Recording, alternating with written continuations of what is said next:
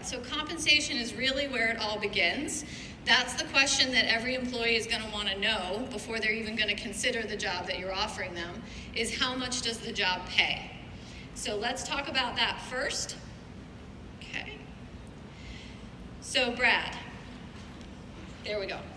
Does your company have a stated cash compensation philosophy relative to the market? For example, do you try to be above market in terms of your compensation levels or below market? And the reason why I ask this question this way is that as you think about that total rewards package, if you decide you want to be below market in cash compensation, that's fine, but you're going to need to be above market someplace else. So Brad, how do you handle this part of it? Well, the short answer is we want to be above market, but you have to earn it. We're a company that believes in incentive-based compensation. When I look at our non-drivers, we're based in Dubuque, Iowa. Unemployment's low everywhere. It's 1.8% in Dubuque. Certainly compensation is a key component in attracting people to come and retain at our company. But our base levels of compensation are below average. When you add the base compensation with the incentive, we're going to be well above average. And that's our philosophy as it relates to the non-drivers. Drivers, not a lot different. Of course, drivers are primarily paid, they're really 100% incentive-based based on the work that they do, the miles that they run. Roughly 10 to 20% of our driver compensation comes in the form of some sort of bonus above and beyond the work that they do on a regular basis. If I compare our driver compensation to many of you in the room, most of us are in the truckload space. Truckload compensation, our drivers are going to be probably, I would say, somewhere in the 75th quartile, somewhere around there relating to folks in the room. However, if I compare it to the LTL industry or like Walmart's private fleet, for example, you know, we're going to be well below their levels of compensation between pay and benefits. So we're not just competing against ourselves. I ran into someone, I can't remember, it was a few months ago, and he had started up a company that was just focused on last mile delivery of some of these heavy products like XPO does, of delivering treadmills. But he had sort of a niche business in certain markets that he was doing. He's like, I love talking to your drivers in the truckload space, get them home every day, and not only that, when they're making deliveries, a large part of the compensation for the drivers is coming into the form of them of non-taxable tips from the people that they're delivering products to.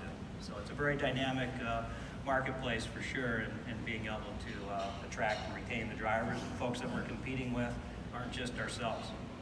So Brad, you mentioned that your base compensation is below market, but by the time you add in incentive compensation, you're above market. So can you tell, and I happen to know, and this is a topic that is very near and dear to my heart because this is what I do for a living, I design incentive compensation plans.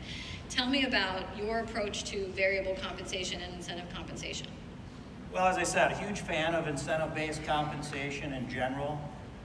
You got to spend a lot of time, as you know, Beth, in orchestrating and setting up incentive programs that are in line with the company's goals.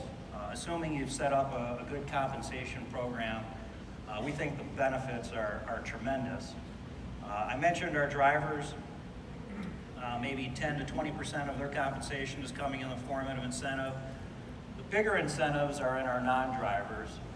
And although we would love to see more than half of the compensation for all of our people come to them in the form of some sort of incentive, realistically, we found that to be difficult, as hard as we've tried. So certain positions like IT or accounting, we're going to be, maybe 10 to 20% of their total compensation is going to be in the form of some sort of incentive, whereas other positions in operations and recruiting, sales, and so forth, we're going to find very large percents of their compensation coming to them in the form of incentives. Now, ideally, we like to have 3 layers to our incentive programs. The first one would be focused on the individual and what they're responsible for. The second layer is going to be the team that they're a member of within the organization. And then the third level is going to be focused on the total organization, Hirschbach overall, what our goal is for the organization.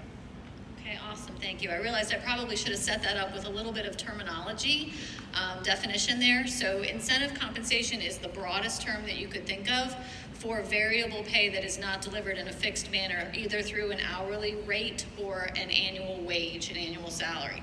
It can encompass things like sales commissions, goal-based incentives, bonuses, some form of profit sharing plans often fall under, if they're not done through a qualified plan like a 401k, if they're actually paid out in cash, and we're going to talk about that in a little bit, I would classify those as incentive compensation as well. So just so that everyone is clear what we're talking about variable compensation that can be paid. In some cases, Brad has people that are paid their incentives weekly.